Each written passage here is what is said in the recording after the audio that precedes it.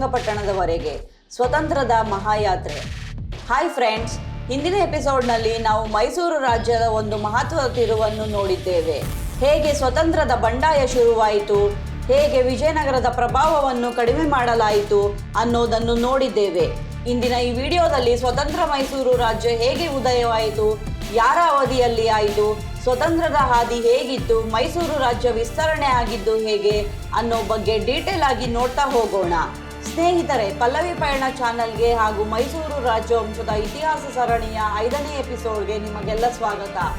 ಇಂದಿನ ವಿಡಿಯೋದಲ್ಲಿ ವಿಜಯನಗರದ ವಿರುದ್ಧ ಮೈಸೂರು ಮೊದಲ ಬಾರಿಗೆ ತಲೆ ಎತ್ತಿದ ಕ್ಷಣವನ್ನು ನಾವು ನೋಡಿದ್ದೇವೆ. ಸ್ವತಂತ್ರ ಅನ್ನೋದು ಎಷ್ಟು ಮುಖ್ಯ ಅನ್ನೋದನ್ನು ತಿಳಿದುಕೊಳ್ಳುತ್ತೇವೆ. ಅಷ್ಟೇ ಅಲ್ಲ, ಬೆಂಗಳೂರಿನಿಂದ ಆರಂಭವಾಗಿ ಶ್ರೀರಂಗಪಟ್ಟಣದಲ್ಲಿ ಸಂಪೂರ್ಣಗೊಂಡ ಸ್ವತಂತ್ರದ ಮೈಸೂರು ರಾಜ್ಯದ ಮಹಾಯಾತ್ರೆಯನ್ನು ನಾವು ನೋಡಲಿದ್ದೇವೆ. ಹಾಗಾದರೆ ಯಾಕೆ ತಡ, ಬನ್ನಿ ಇಂದಿನ ಈ ವಿಡಿಯೋವನ್ನು ಶುರು ಮಾಡೋಣ. ಈ ಕತೆ ನಿಮಗೆ ಸಂಪೂರ್ಣ ಅರ್ಥ ಆಗಬೇಕಾದ್ರೆ ನೀವು ಇಂದಿನ ಎಪಿಸೋಡ್ಗಳನ್ನು ನೋಡಬೇಕು. ನೀವಿನ್ನು ಇಂದಿನ ಎಪಿಸೋಡ್ಗಳನ್ನೆಲ್ಲ ನೋಡಿಲ್ಲ ಅಂದರೆ ಅವುಗಳ ಲಿಂಕ್ ಡಿಸ್ಕ್ರಿಪ್ಷನ್ ಬಾಕ್ಸ್ನಲ್ಲಿ ಇರುತ್ತದೆ, ಅಲ್ಲಿ ಹೋಗಿ ನೀವು ನೋಡಬಹುದು. ಹಾಗೆ ನಮ್ಮ ಚಾನೆಲ್ಗೆ ಇನ್ನು ಸಬ್ಸ್ಕ್ರೈಬ್ ಆಗಿಲ್ಲ ಅಂದರೆ ಈಗಲೇ ಹಾಗೆ ಪಕ್ಕದಲ್ಲಿರೋ ಬೆಲ್ ಐಕಾನ್ ಮೇಲೆ ಕ್ಲಿಕ್ ಮಾಡಲು ಮರೆಯಬೇಡಿ. ಸ್ನೇಹಿತರೆ, ಇದು ಮೈಸೂರು ರಾಜ್ಯಕ್ಕೆ ಒಂದು ಹೊಸ ತಿರುವು, ಒಂದು ಹೊಸ ಘಟ್ಟ. ಬೆಂಗಳೂರು ಇವಾಗ ಕರ್ನಾಟಕ ರಾಜ್ಯಕ್ಕೆ ಎಷ್ಟು ಮುಖ್ಯವಾಗಿದೆಯೋ ಹಾಗೆ ಆ ಟೈಮ್ನಲ್ಲೂ ಅಷ್ಟೇ ಮುಖ್ಯವಾಗಿತ್ತು. ಇಂದು ಬೆಂಗಳೂರು ಬೆಳೆದು ಹೆಮ್ಮರವಾಗಿದೆ, ಆದರೆ ಅಂದಿನ ಕಾಲದಲ್ಲಿ ಹೊಸದಾಗಿ ಬೆಳೆಯುತ್ತಿದ್ದ ಒಂದು ಪ್ರಮುಖ ಕೇಂದ್ರವಾಗಿತ್ತು. ನಮಗೆಲ್ಲ ಗೊತ್ತಿರೋ ಹಾಗೆ 1ನೇ ಕೆಂಪೇಗೌಡರು ಒಂದು ಅರಣ್ಯ ಪ್ರದೇಶವನ್ನು ಸುಂದರ ನಗರವನ್ನಾಗಿ ರೂಪಿಸಿದ್ದರು. ಕೆಂಪೇಗೌಡರು ನಿರ್ಮಿಸಿದ ಈ ಬೆಂಗಳೂರು ನಗರ ವ್ಯಾಪಾರದ ಕೇಂದ್ರ, ತಂತ್ರಗಾರಿಕೆಯ ಸ್ಥಳ ಹಾಗೂ ಭವಿಷ್ಯದ ಶಕ್ತಿಯ ಕೇಂದ್ರವಾಗಿತ್ತು. ಇತ್ತ ಮೈಸೂರಿನ ಅರಸರಾಗಿದ್ದ 4ನೇ ಚಾಮರಾಜ ಒಡೆಯರ್ ಅವರು ತಮ್ಮ ಬಾಲ್ಯದಿಂದಲೇ ಕೆಂಪೇಗೌಡರ ಸಾಹಸ ಕಥೆಗಳನ್ನು ಕೇಳುತ್ತಾ ಬೆಳೆದವರು. ಹೀಗಾಗಿ ಅವರು ಬೆಂಗಳೂರಿನ ಮಹತ್ವವನ್ನು ಚೆನ್ನಾಗಿ ಅರಿತುಕೊಂಡಿದ್ದರು. ಈ ನಗರ ಯಾರ ನಿಯಂತ್ರಣದಲ್ಲಿ ಇರುತ್ತೋ ಅವರ ಕೈಯಲ್ಲೇ ಭವಿಷ್ಯ ಇದೆ ಅನ್ನೋದು ಅರಸರಿಗೆ ಮನವರಿಕೆಯಾಗಿತ್ತು. 1569ರಲ್ಲಿ 1ನೇ ಕೆಂಪೇಗೌಡರು ಸಾವನ್ನಪ್ಪುತ್ತಾರೆ. ಇವರ ಸಾವು ಅಂದಿನ ರಾಜಕೀಯದಲ್ಲಿ ಒಂದು ಖಾಲಿತನವನ್ನು ಉಂಟು ಮಾಡುತ್ತದೆ. 1572ರಲ್ಲಿ ಅಧಿಕಾರಕ್ಕೆ ಬಂದಿದ್ದ 4ನೇ ಚಾಮರಾಜ ಒಡೆಯರ್ ಅವರು ಈ ಸದಾವಕಾಶವನ್ನು ಬಳಸಿಕೊಂಡು ಬೆಂಗಳೂರಿನ ಮೇಲೆ ಯುದ್ಧ ಯಾತ್ರೆ ನಡೆಸಿ ಬೆಂಗಳೂರು ನಗರವನ್ನು ಮೈಸೂರು ರಾಜ್ಯಕ್ಕೆ ಸೇರಿಸುವಲ್ಲಿ ಯಶಸ್ವಿಯಾದರು. ಈ ಯುದ್ಧದಲ್ಲಿ ಮೈಸೂರು ಕೇವಲ ಒಂದು ನಗರವನ್ನು ಗೆಲ್ಲೋದಿಲ್ಲ, ಈ ಜಯ ಮೈಸೂರು ರಾಜ್ಯದ ಶಕ್ತಿಯ ಪುನರ್ಜನ್ಮ ಅಂತ ಹೇಳಬಹುದು. ಈ ವಿಜಯನಗರದಿಂದ ಮೈಸೂರು ರಾಜ್ಯದ ಗಡಿಗಳು ವಿಸ್ತಾರವಾದವು, ರಾಜ್ಯದ ಆರ್ಥಿಕ ಶಕ್ತಿ ಹೆಚ್ಚಾಯಿತು, ವ್ಯಾಪಾರದಲ್ಲೂ ಬೆಳವಣಿಗೆ ಕಾಣೋಕೆ ಶುರುವಾಯಿತು. ಇದೆಲ್ಲದಕ್ಕಿಂತ ಮುಖ್ಯವಾಗಿ ಮೈಸೂರು ಈಗ ಚಿಕ್ಕ ಸಾಮಂತ ರಾಜ್ಯ ಆಗಿರಲಿಲ್ಲ, ಅದು ಒಂದು ಉದಯಿಸುತ್ತಿರುವ ಶಕ್ತಿಶಾಲಿ ಸಂಸ್ಥಾನವಾಗುವತ್ತ ಹೆಜ್ಜೆ ಇಡುತ್ತಿತ್ತು. ಒಂದೆಡೆ ಮೈಸೂರು ಬಲಿಷ್ಠವಾಗಿದ್ರೆ ಇತ್ತ ವಿಜಯನಗರ ಸಾಮ್ರಾಜ್ಯ ಒಳಗಿನಿಂದ ಕುಸಿಯುತ್ತಿತ್ತು. ರಾಜಕೀಯ ಗೊಂದಲ, ಶತ್ರುಗಳ ದಾಳಿ, ಸಾಮಂತರ ಬಂಡಾಯ, ಹೀಗೆ ಹಲವು ಕಾರಣಗಳಿಂದ ವಿಜಯನಗರದ ಕೇಂದ್ರದ ಶಕ್ತಿ ದಿನೇ ದಿನೇ ಕಡಿಮೆಯಾಗುತ್ತಿತ್ತು. ಇದು ಕೂಡ ಮೈಸೂರು ರಾಜ್ಯಕ್ಕೆ ಒಂದು ದೊಡ್ಡ ಅವಕಾಶವಾಗಿತ್ತು. ಬೆಂಗಳೂರನ್ನು ವಶಪಡಿಸಿಕೊಂಡು ಮೈಸೂರಿನ ಮೇಲೆ ವಿಜಯನಗರದ ಪ್ರಭಾವವನ್ನು ಕಡಿಮೆ ಮಾಡಿದ 4ನೇ ಚಾಮರಾಜ ಒಡೆಯರ್ ಅವರು ತಮ್ಮ ಅಲ್ಪಾವಧಿ ಅಧಿಕಾರ ಮುಗಿಸಿ 1576ರಲ್ಲಿ ನಿಧನರಾಗುತ್ತಾರೆ. ಕೇವಲ 4 ವರ್ಷ ಆಡಳಿತ ನಡೆಸಿದರೂ ಇವರು ಮೈಸೂರು ರಾಜ್ಯಕ್ಕೆ ನೀಡಿದ ಕೊಡುಗೆಗಳು ಮಾತ್ರ ಅಪಾರ.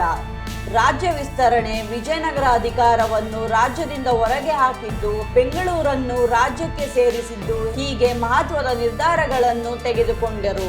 ಇವರ ಮರಣದ ನಂತರ 5ನೇ ಚಾಮರಾಜ ಒಡೆಯರ್ ಅವರು ಅಧಿಕಾರಕ್ಕೆ ಬರುತ್ತಾರೆ. ಇವರು ಕೂಡ ಹೆಚ್ಚಿನ ಕಾಲ ಆಡಳಿತ ನಡೆಸಲಿಲ್ಲ. 1576ರಲ್ಲಿ ಅಧಿಕಾರಕ್ಕೆ ಬಂದ ಇವರು 1578ರಲ್ಲಿ ನಿಧನರಾಗುತ್ತಾರೆ. ಕೇವಲ 2 ವರ್ಷಗಳ ಕಾಲ ಮಾತ್ರ ರಾಜ್ಯವನ್ನು ಆಳುತ್ತಾರೆ. ಈ ಸಮಯದಲ್ಲಿ ಅಂತ ದೊಡ್ಡ ಬದಲಾವಣೆಗಳೇನೂ ಆಗಲಿಲ್ಲ. ಇವರು ರಾಜ್ಯ ವಿಸ್ತರಣೆಯ ಗೋಜಿಗೆ ಹೋಗಲಿಲ್ಲ, ಯಾವುದೇ ಯುದ್ಧ ಮಾಡಲಿಲ್ಲ, ಆದರೆ ಸೇನೆಯನ್ನು ಬಲಪಡಿಸಿದರು ಹಾಗೂ ರಾಜ್ಯವನ್ನು ಸ್ಥಿರತೆಯಿಂದ ನೋಡಿಕೊಳ್ಳುವಲ್ಲಿ ಯಶಸ್ವಿಯಾದರು. ರಾಜ್ ಒಡೆಯರ್ ಇತಿಹಾಸದ ನಾಯಕ. ಸ್ನೇಹಿತರೆ, 5ನೇ ಚಾಮರಾಜ ಒಡೆಯರ್ ಅವರ ನಂತರ ಬಂದ ರಾಜ್ ಒಡೆಯರ್ ಇತಿಹಾಸವನ್ನೇ ಬದಲಾಯಿಸಿದ ವ್ಯಕ್ತಿ. ಇವರು 1578ರಲ್ಲಿ ಮೈಸೂರು ರಾಜ್ಯದ ಅಧಿಕಾರವನ್ನು ಕೈಗೆತ್ತಿಕೊಳ್ಳುತ್ತಾರೆ. ಇವರು ಕೇವಲ ರಾಜರಾಗಿರಲಿಲ್ಲ, ಚಾತುರ್ಯವಂತ ನಾಯಕರಾಗಿದ್ದರು, ಧೈರ್ಯಶಾಲಿ ಯೋಧರಾಗಿದ್ದರು ಹಾಗೂ ದೂರದೃಷ್ಟಿಯ ರಾಜಕೀಯ ತಜ್ಞರಾಗಿದ್ದರು. ಇವರು ಅಧಿಕಾರಕ್ಕೆ ಬಂದಾಗ ವಿಜಯನಗರ ಬಹುತೇಕ ಕುಸಿತ ಅಂಚಿನಲ್ಲಿತ್ತು. ಸ್ಥಳೀಯ ಶಕ್ತಿಗಳು ತಮ್ಮ ಸಾಮರ್ಥ್ಯವನ್ನು ಹೆಚ್ಚಿಸಿಕೊಂಡವು. ಕೇಂದ್ರದ ಪ್ರಭಾವ ಇಲ್ಲದಂತಾಗಿತ್ತು. ಇದು ಮೈಸೂರಿಗೆ ಒಂದು ಐತಿಹಾಸಿಕ ಅವಕಾಶವಾಗಿತ್ತು. ಬೆಂಗಳೂರಿನ ನಂತರ ಆ ಟೈಮ್ನಲ್ಲಿ ಮತ್ತೊಂದು ಪ್ರಮುಖ ಕೇಂದ್ರ ಬಿಂದುವಾಗಿದ್ದು ಶ್ರೀರಂಗಪಟ್ಟಣ, ಗೆಲ್ಲಬೇಕಾದ ಗುರಿ. ಸ್ನೇಹಿತರೆ, ಮೊದಲೇ ಹೇಳಿದ ಹಾಗೆ ಮೈಸೂರು ರಾಜ್ಯಕ್ಕೆ ಶ್ರೀರಂಗಪಟ್ಟಣ ಅತ್ಯಂತ ಮುಖ್ಯವಾದ ಸ್ಥಳವಾಗಿತ್ತು. ಇದು ಕೇವಲ ಒಂದು ನಗರವಾಗಿರಲಿಲ್ಲ, ಶ್ರೀರಂಗಪಟ್ಟಣದ ರಾಜಕೀಯ ಕೇಂದ್ರವಾಗಿತ್ತು, ಸೈನಿಕನ ಕೋಟೆ ಆಗಿತ್ತು, ಆರ್ಥಿಕತೆಯ ಹೃದಯ ಭಾಗವಾಗಿತ್ತು. ಆದರೆ ಅದು ಇನ್ನು ಮೈಸೂರು ರಾಜ್ಯದ ಸಂಪೂರ್ಣ ನಿಯಂತ್ರಣದಲ್ಲಿ ಇರಲಿಲ್ಲ. ಈ ನಗರವನ್ನು ಮೈಸೂರು ರಾಜ್ಯಕ್ಕೆ ಸೇರಿಸೋಕೆ ರಾಜ್ ಒಡೆಯರ್ ಅವರು ಸರಿಯಾದ ಸಮಯಕ್ಕೆ ಕಾಯುತ್ತಿದ್ದರು. ಈ ಸಮಯ 1610ರಲ್ಲಿ ಕೈಗೂಡಿತು. ಸಮಯ ನೋಡಿಕೊಂಡು 1610ರಲ್ಲಿ ಶ್ರೀರಂಗಪಟ್ಟಣದ ಮೇಲೆ ದಾಳಿ ನಡೆಸಿದರು. ಶತ್ರುವಿನ ದೌರ್ಬಲ್ಯವನ್ನು ಅರಿತು ತಂತ್ರಗಾರಿಕೆಯಿಂದ ಕೂಡಿದ ಈ ದಾಳಿ ಸರಿಯಾದ ಸಮಯದಲ್ಲಿ ನಡೆಸಿದ್ದರಿಂದ ಮೈಸೂರು ಸೇನೆ ಜಯ ಸಾಧಿಸಿತು. ಈ ಗೆಲುವು ಕೇವಲ ಒಂದು ಯುದ್ಧದ ಜಯ ಆಗಿರಲಿಲ್ಲ, ಇದು ಮೈಸೂರು ರಾಜ್ಯದ ನಿಜವಾದ ಸ್ವಾತಂತ್ರ್ಯವಾಗಿತ್ತು. ಈ ವಿಜಯದ ನಂತರ ವಿಜಯನಗರದ ಪ್ರಭಾವ ಸಂಪೂರ್ಣ ಅಂತ್ಯವಾಯಿತು. ಮೈಸೂರು ಸ್ವತಂತ್ರ ರಾಜ್ಯವಾಗಿ ಹೊರಹೊಮ್ಮಿತು. ಇತಿಹಾಸದ ಹೊಸ ಯುಗ ಆರಂಭವಾಯಿತು. ಇದರ ಜೊತೆಗೆ ರಾಜ ಒಡೆಯರ್ ಮೈಸೂರು ರಾಜ್ಯದ ಆಡಳಿತ ವ್ಯವಸ್ಥೆಯನ್ನು ಮತ್ತಷ್ಟು ಬಲಿಷ್ಠಗೊಳಿಸಿದರು, ಸೇನೆಯನ್ನು ಪುನಃ ಘಟಿಸಿದರು, ರಾಜ್ಯದ ವಿಸ್ತರಣೆಗೆ ಚಾಲನೆ ನೀಡಿದರು. ಮೈಸೂರು ಸಾಮಂತ ರಾಜ್ಯದಿಂದ ಶಕ್ತಿಶಾಲಿ ಸಂಸ್ಥಾನವಾಗಿತ್ತು. ಮೈಸೂರು ದಸರಾ ಸ್ವತಂತ್ರದ ಸಂಕೇತ. ಸ್ನೇಹಿತರೆ, 1610ರಲ್ಲಿ ಶ್ರೀರಂಗಪಟ್ಟಣವನ್ನು ವಶಪಡಿಸಿಕೊಂಡ ನಂತರ ಮೈಸೂರು ರಾಜ್ಯದಲ್ಲಿ ಒಂದು ಹೊಸ ಯುಗ ಆರಂಭವಾಗುತ್ತದೆ. ಈ ಸ್ವತಂತ್ರವನ್ನು ಸಂಸ್ಕೃತಿ ಹಾಗೂ ಸಂಪ್ರದಾಯದ ಮೂಲಕ ಆಚರಿಸೋಕೆ ಯೋಚಿಸಲಾಯಿತು. ಇದರ ಹಿನ್ನೆಲೆಯಲ್ಲೇ ಶುರುವಾಗಿದ್ದು ವಿಶ್ವವಿಖ್ಯಾತ ಮೈಸೂರು ದಸರಾ. 1610ರಲ್ಲಿ ಶ್ರೀರಂಗಪಟ್ಟಣದ ವಿಜಯವನ್ನು ಸ್ಮರಿಸಲು ರಾಜ ಒಡೆಯರ್ ಅವರು ದಸರಾ ಆಚರಣೆಯನ್ನು ಆರಂಭಿಸಿದರು. ಇದು ಕೇವಲ ಒಂದು ಆಚರಣೆಯಾಗಿರಲಿಲ್ಲ, ಮೈಸೂರು ರಾಜ್ಯದ ಸ್ವತಂತ್ರದ ಸಂಕೇತವಾಗಿತ್ತು. ಜನರನ್ನು ಒಂದಾಗಿಸುವ ಸಂಸ್ಕೃತಿಯ ಉತ್ಸವವಾಗಿತ್ತು. ನಿಮಗೆಲ್ಲ ಗೊತ್ತಿರೋ ಹಾಗೆ ದಸರಾ ಆಚರಣೆಯ ಪ್ರಮುಖ ಭಾಗವೇನೆಂದರೆ ಅದು ಬನ್ನಿ ಮರದ ಪೂಜೆ. ಈ ಮರವನ್ನು ವಿಜಯದ ಸಂಕೇತವಾಗಿ ಪರಿಗಣಿಸಲಾಗಿತ್ತು. ಯೋಧರು ಯುದ್ಧಕ್ಕೆ ಹೋಗುವ ಮೊದಲು ಈ ಮರಕ್ಕೆ ಪೂಜಿಸುವ ಆಚರಣೆ ಇತ್ತು. ಮೈಸೂರು ಅರಮನೆಯ ಹತ್ತಿರ ಇದ್ದ ಈ ಮರಕ್ಕೆ ರಾಜ ಒಡೆಯರ್ ವಿಶೇಷ ಪೂಜೆ ಸಲ್ಲಿಸಿದ್ದರು. ವೈಯಕ್ತಿಕ ದುಃಖದಲ್ಲಿಯೂ ನಿಲ್ಲದ ಸಂಪ್ರದಾಯ. ಸ್ನೇಹಿತರೆ, ಇಲ್ಲಿ ಮನಸ್ಸಿಗೆ ತಟ್ಟುವ ಘಟನೆಯೊಂದು ಇದೆ. ಅದೇನೆಂದ್ರೆ ದಸರಾ ಆರಂಭವಾಗೋ ಒಂದು ದಿನದ ಮುಂಚೆ ರಾಜ ಒಡೆಯರ್ ಅವರ ಏಕೈಕ ಪುತ್ರ ನಿಧನರಾಗುತ್ತಾರೆ. ಇದು ಯಾವುದೇ ತಂದೆಗೆ ಬರುವ ದೊಡ್ಡ ದುಃಖ.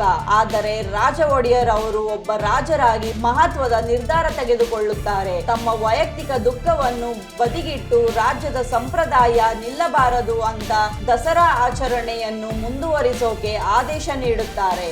ಈ ನಿರ್ಧಾರವನ್ನು ಕೇವಲ ಒಬ್ಬ ಬಲಿಷ್ಠ ರಾಜ ಮಾತ್ರ ತೆಗೆದುಕೊಳ್ಳೋಕೆ ಸಾಧ್ಯ. ಇನ್ನು ರಾಜ ಒಡೆಯರ್ ಅವರು ವೈಷ್ಣವ ಧರ್ಮದ ಭಕ್ತರಾಗಿದ್ದರು. ಹೀಗಾಗಿ ಮೇಲುಕೋಟೆ ಚೆಲುವನಾರಾಯಣ ಸ್ವಾಮಿಯ ದೇವಾಲಯಕ್ಕೆ ಒಂದು ಅಮೂಲ್ಯ ರತ್ನಾಭರಣಗಳಿಂದ ಕೂಡಿದ ಕಿರೀಟವನ್ನು ದಾನ ಮಾಡುತ್ತಾರೆ. ಇಂದಿಗೂ ಈ ಕಿರೀಟವನ್ನು ರಾಜಮುಡಿ ಅನ್ನೋ ವಿಶೇಷ ಕಾರ್ಯಕ್ರಮದಲ್ಲಿ ಬಳಸಿಕೊಳ್ಳಲಾಗುತ್ತದೆ. ಸ್ನೇಹಿತರೆ, ಇತಿಹಾಸದಲ್ಲಿ ಕೆಲವು ಘಟನೆಗಳು ಕೇವಲ ರಾಜಕೀಯಕ್ಕೆ ಮಾತ್ರ ಸೀಮಿತವಾಗಿರಲಿಲ್ಲ. ಕೆಲವೊಂದು ಘಟನೆಗಳು ಭಕ್ತಿ, ನಂಬಿಕೆಯಿಂದಲೂ ಕೂಡಿರುತ್ತವೆ. ಅಂತಹ ಘಟನೆಯೊಂದು ರಾಜ ಒಡೆಯರ್ ಅವರ ಜೀವನದಲ್ಲೂ ನಡೆದಿದೆ.